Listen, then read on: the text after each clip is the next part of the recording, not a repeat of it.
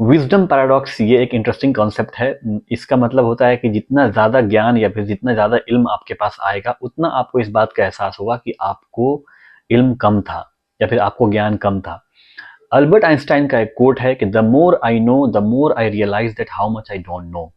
यानी कि जितना मुझे ज़्यादा इल्म होता है चीज़ों का, जितना ज़्यादा चीज़ें मैं सीखता हूँ, उतना मुझे इस बात का एहसास होता है कि मैं तो बहुत कम जानता था या फिर और भी चीज़ें हैं जो जानने की हैं और मुझे बहुत कम नॉलेज थी।